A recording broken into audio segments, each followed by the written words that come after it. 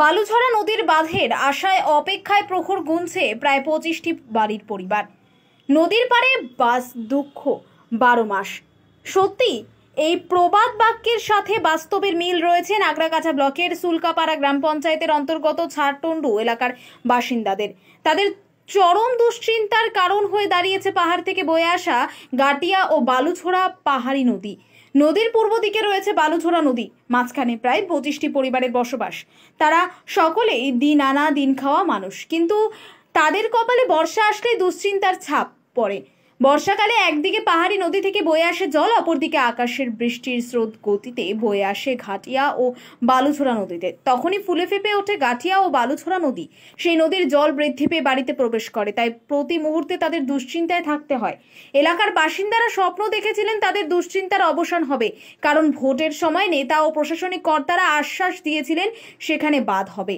কিন্তু আবারও বর্ষাকাল চলে আসলো, তবুও এই 25টি পরিবারের দিকে কেউ আর মুখ তুলে তাকালো না। বাসিন্দাদের অভিযোগ, ভোট আসলে নেতা মন্ত্রীদের আনাগোনা লেগেই থাকে, কিন্তু ভোট মিটলেই দেখা মেলে না জনপ্রতিনিধিদের।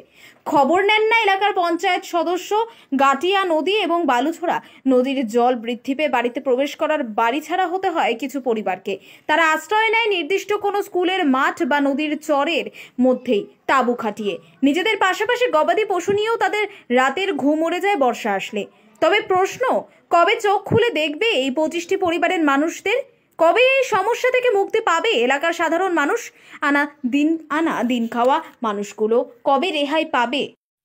আপনার তো এই নদীর ধারেই বাড়ি, তবে বর্ষা আসলে কি কি সমস্যা হয় আপনাদের? আমাদের বর্ষা আসলে সমস্যা হয় এই যে বন্যা আসলে, বৃষ্টি পড়লে আমাদের বাড়ি ঘরের খুব কষ্ট, বাচ্চা কাচ্চা নিয়ে থাকার খুব কষ্ট। আমরা তাম্বু থেকে থাকি, স্কুল মাঠে যাই। কতদিন যাবত এই সমস্যায় ভুগছেন? এই 18-19 বছর। 25টি পরিবারের বসবাস। হ্যাঁ। এখন কি চাচ্ছেন আপনারা? আমরা কি চাচ্ছি, একটা বড় বাঁধ হোক পাথরের। এটাই বাচ্চা কাচ্চা নিয়ে খুব অসুবিধা। বর্ষার দিন আসলে, বন্যা হলে আমরা উনান জ্বলে না, খাওয়ার খুব কষ্ট। বাচ্চা নিয়ে থাকি ওই যে টাম্বু টাঙ্গে। এটা কোন এলাকা? এটা ছাড়টন্ডু। আপনার নাম? রিঙ্কি বেগম। আমি শীতল মিস্ত্রি, সুলকাপাড়া গ্রাম পঞ্চায়েত আমি প্রধান। ঠিক আছে, যখন আপনারা একটা এক জায়গায় প্রবলেম নিয়ে আসছেন, ওইটা তো এরিয়া আমাদেরটাই পড়ে, সুলকাপাড়া আন্ডারে পড়ে। আর এখন যদি আপনারা সবাই জানেন, ভোটের জন্য কোড অফ কন্ডাক্ট লাগাই আছে। এখন এর মধ্যে তো আমরা কোনো কাজ করতে পারবো না। ঠিক আছে, এই মানডে আমরা নিজস্ব যাই দেখে আসবো, কি হয়েছে কি না হয়েছে আর কেমন কাজ দরকার না দরকার আমরা যে দেখে আসি, তারপরে আমরা করতে পারবো। 100 বার পাবে। কেন ওখানে আমি শুনেছি জেলা পরিষদ থেকে ওখানে ব্রিজ জিনিসটাও ওরা তখন বলবে হয় নাই, তবে 100 বার। আমি মানডে যখন অফিসে যাব, আমি নিজে ইঞ্জিনিয়ারকে নিয়ে যাই, দেখবো কি হয়েছে, কি কন্ডিশনে আছে। যদি এখন কনক্রিট দিয়ে যদি নাও করতে পারি, আমরা এমার্জেন্সি থ্রু থেকে আমরা কিছু একটা সেফটির জন্য কিছু করে দেব। ওই নদী বাঁধের বিষয় এর আগে কি কোনো লিখিত অভিযোগ পড়েছে আপনার অঞ্চলে? না, নদীর ব্যাপারে কিছু করেনি। হ্যাঁ, যাই দেখতে হবে আমাকে স্পটের মধ্যে। আপনার পরিচয়? আমার নাম শীতল মিস্ত্রি, আমি সুলকাপাড়া গ্রাম পঞ্চায়েত। 15-20 বছর থেকে আমরা কমপ্লেন করতেছি, কিন্তু কোনো প্রধান পঞ্চায়েত এর কথা কোনো গুরুত্বই দিচ্ছে না উপর মহলের। এইবার যদি বর্ষণ হয়, তাহলে ওই 25টা বাড়ি জলের তলায় চলে যাবে, সব একদম খুবই ভয়াবহ আছে।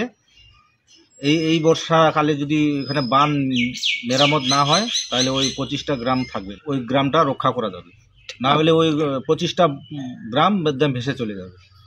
বহুত ডেঞ্জার জোনে আছে ওই গ্রামটা। পরিষেবা তো আজ অব্দি সঠিকভাবে ওখানে কাজই হয়নি। আপনারা চাচ্ছেন দ্রুতই বাঁধ নির্মাণ হোক? দ্রুত বাঁধ নির্মাণ হলে আমাদের খুবই গ্রামের রক্ষা হবে। আপনার পরিচয়? আমার নাম হচ্ছে সরজিৎ সেব্য, ছাড়টন্ডু বস্তির পঞ্চায়েত মেম্বার।